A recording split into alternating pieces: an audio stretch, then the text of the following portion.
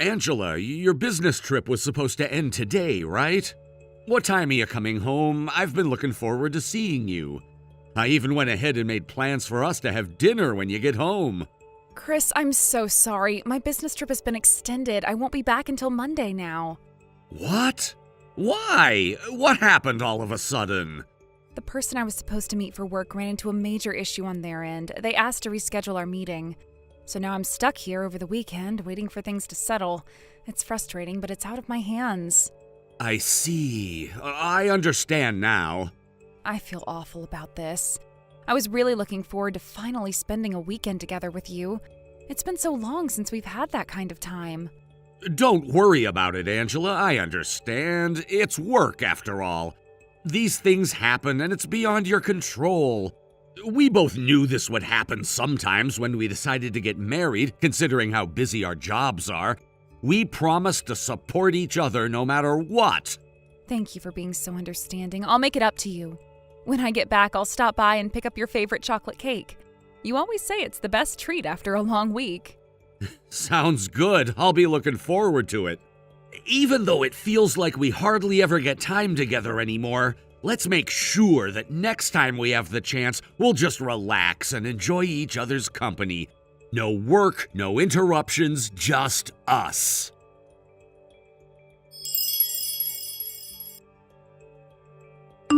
Sam, good news! My business trip has been extended until Monday, which means I get to stay here over the weekend. I feel bad for the client who's dealing with all their issues, but honestly, it's lucky for us. Now we can spend the whole weekend together and do all the things we can't do back at the office. Let's make the most of it. Angela. Come on, don't be so formal. Call me Angie like you always do. I'm so excited. I can't wait to relax and spend time with you. Just the two of us having fun. You still don't get it, do you? Wait, what? No way. Did I send that message to the wrong person? Yeah, you sure did. What's this about Sam and Angie? Looks like you sent one of those classic wrong messages. You know, I used to wonder who's dumb enough to make that kind of mistake, but now I know. Turns out it's people like you who live in some fantasy world. No, you're completely misunderstanding. Okay, I'll admit I sent the message to the wrong person, but let me explain. Sam's a woman. She just has a boyish vibe, so everyone calls her Sam. She's a junior colleague of mine, so we're here on this trip for work. We're not sharing a room or anything like that. We were just planning to have dinner together in her room and unwind a bit after a stressful day, that's all. So you're telling me that you're gonna unwind and spend time together over dinner with a female colleague? Sure, that sounds completely innocent. Why are you being like this? You don't even understand the kind of work I do, and yet you're quick to assume the worst. That's not fair at all. Are you saying you don't trust me? If you really love me, the first thing you should do is trust me. Isn't that how relationships are supposed to work?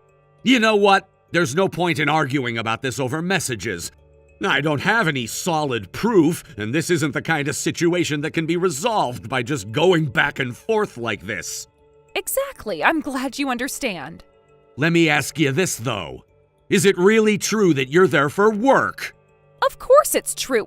Why would I lie about something like that? The extension of the trip is real, too. You can even ask my boss if you don't believe me. Fine. If that's the case, just focus on finishing your work. Obviously, that's what I'll do. But I can't help feeling upset that you're doubting me like this. It's unfair and it hurts, Chris.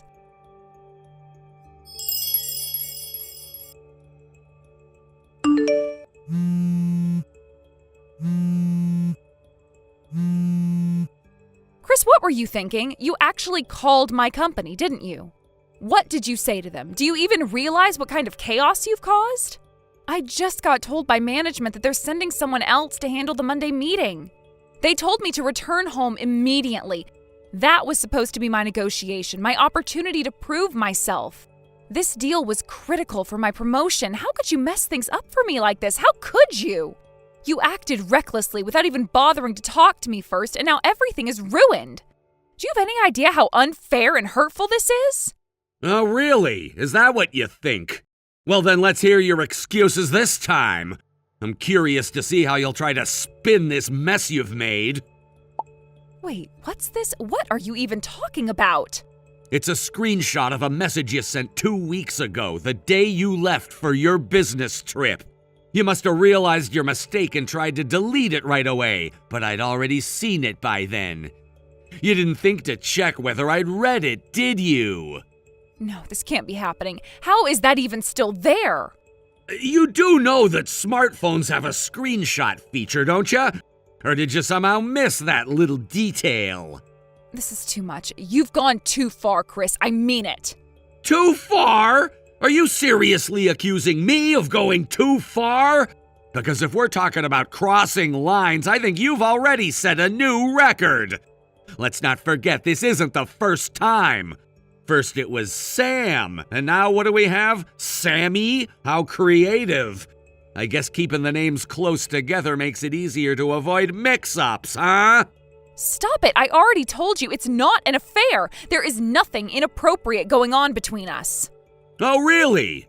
So I suppose you're going to tell me this is all just one big coincidence.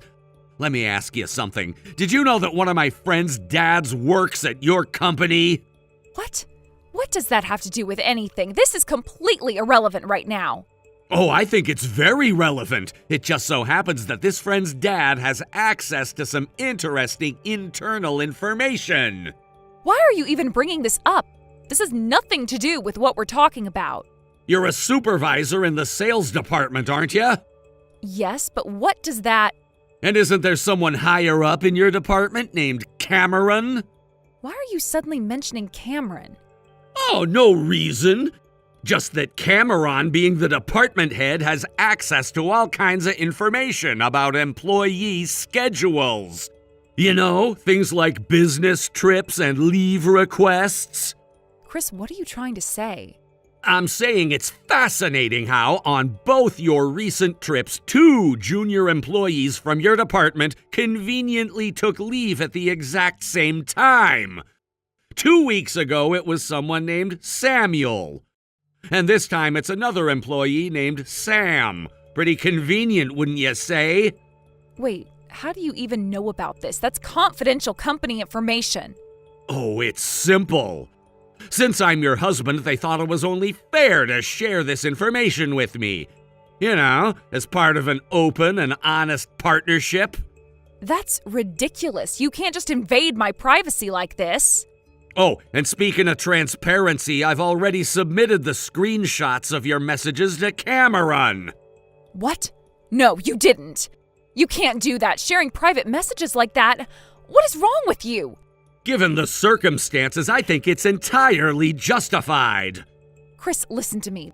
This isn't what you think it is. I'm not having an affair, and I've done nothing wrong. The timing of those junior employees' leave requests was just a coincidence, I swear. Oh, a coincidence!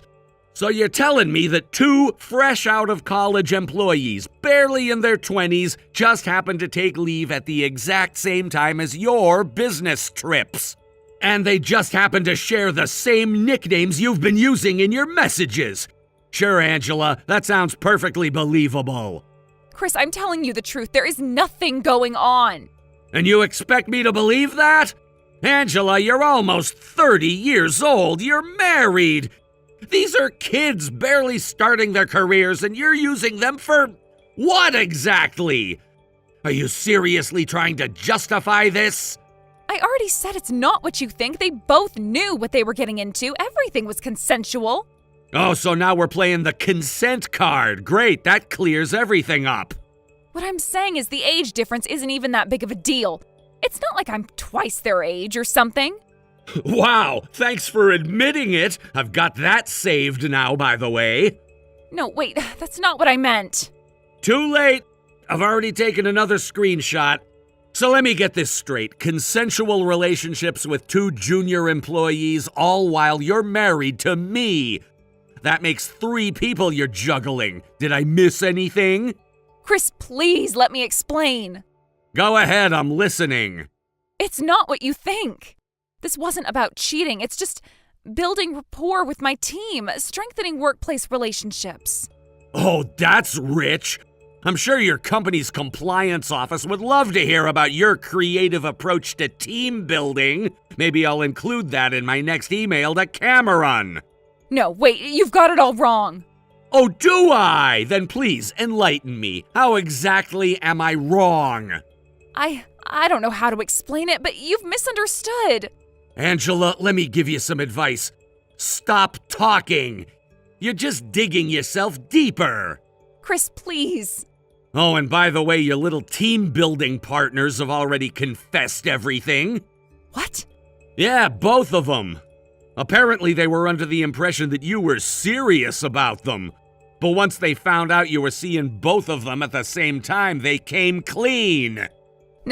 No way. That can't be true. Oh, it's true. They told me everything. And honestly, I think you're the one who should be reflecting on how disgusting this is. You're married, Angela, and these are your subordinates. Kids barely out of college, still figuring out how to navigate the corporate world. And you took advantage of them. And let's not forget, you used company business trips to turn your affairs into romantic getaways. Chris, it's not like that, I swear. Save it. I've already made my decision. I'm filing for divorce. I've already contacted a lawyer. No, please don't do this. I'll end things with them. I'll never see them again. Just please don't leave me. It's too late, Angela. I'm done. I'll be packing my things and leaving the house tonight. Chris, please, you're the only one I love.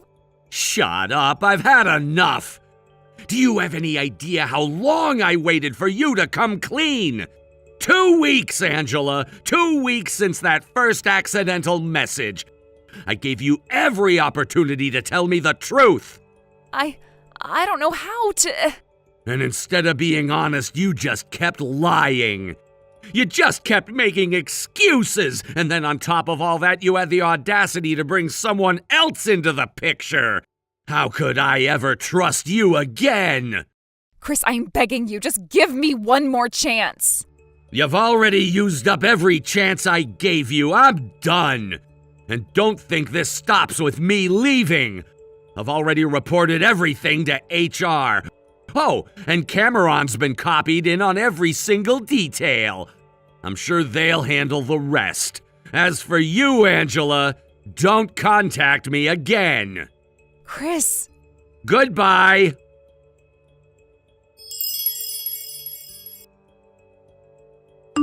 It appears that Angela returned to the company that very same day. From what I gathered during her business trip, it seems she had done everything by the book when it came to her work. This ultimately helped prove her professionalism and allowed her to keep her job, even though she had made a number of mistakes prior to this. However, while her job wasn't completely lost, the consequences were not light either. Angela was demoted, and her new role was in a department where she'd no longer be dealing with high-stakes work, but instead would focus more on internal office tasks. The change was significant, and it marked a clear shift in her responsibilities. While she had managed to avoid being completely let go, she had definitely been punished for her actions. The truth is, this demotion came after a series of missteps on her part, and despite her attempts to salvage her reputation, she was now in a much less viable position within the company. It seemed like her work had been sufficient during the trip, but it wasn't enough to save her from the fallout of her previous behavior. It wasn't exactly an ideal situation for her, but at least she wasn't completely cut off from her career. Meanwhile, the new recruits who had joined the company alongside Angela couldn't handle the intense pressure that came with the environment. They weren't able to cope with the high expectations and the watchful eyes of their colleagues. For some reason, they found it increasingly difficult to survive under the scrutiny, and in the end, they chose to resign voluntarily. From what I gathered, they just couldn't endure the psychological and emotional toll that came with their roles. Their decision to leave wasn't necessarily a surprise, but it was an indication of just how overwhelming the corporate world could be for those who weren't fully prepared for it. As for me, I was able to get the alimony I had requested from Angela and the others. The amount wasn't particularly high, considering that our marriage had been so short-lived, but it was enough to cover the costs and provide some sense of closure. I had never expected a large sum, and honestly, I wasn't even concerned about the amount. What mattered most to me was that the matter was settled and that I could move on with my life. It wasn't about the money, but about ensuring that the past was behind me. However, things took an unexpected turn. Despite the alimony payment, it seemed Angela wasn't satisfied with simply moving forward and leaving things in the past. Instead, for reasons I still don't understand, Angela made another questionable decision. Not long after our divorce, and after paying me the alimony, she became involved with a new employee who had been hired through mid-career recruitment. The new recruit was a married man with children, and for some strange reason, Angela decided to get involved with him. This situation was much more serious and had far more lasting consequences than anything that had happened between us. It seemed that Angela had somehow convinced herself that she could get away with it, or perhaps she simply didn't care about the repercussions of her actions. Either way, she was once again faced with the consequences of her poor choices. But this time it was much more costly. The new employee's wife soon found out what had happened and, understandably, demanded a significant sum of money in alimony. The amount was far higher than what Angela had paid me. In fact, the amount was so much larger that it made the debt I had incurred during our marriage seem trivial by comparison. The wife of the new employee, who had been betrayed by Angela's actions, demanded a substantial financial settlement. The amount was so enormous that it placed Angela in a situation where she could no longer manage the burden. Her financial situation became untenable, and the stress from the situation caused her to fall into even more serious debt. She had gone from one mistake to the next, and now she found herself trapped in a financial hole that seemed impossible to escape from. Angela's mounting debt became so unmanageable that she was forced to leave the company altogether. It was clear that she could no longer function in the corporate world, given the weight of her financial troubles and the reputation damage that came with her personal choices. She resigned from the company, marking the end of her professional career there. It wasn't a proud moment for her, and there was no redemption this time. Angela had made her bed, and now she had to lie in it. But that wasn't the end of the story. With no job and no prospects, Angela turned to an entirely different industry. Desperate and seemingly out of options, she transitioned into the nightlife business. She chose to leave behind the corporate world and try her hand in bars, clubs, and other nighttime ventures. It was a drastic change from her previous career, and it was hard to say if it was a decision born of necessity or simply the result of poor judgment.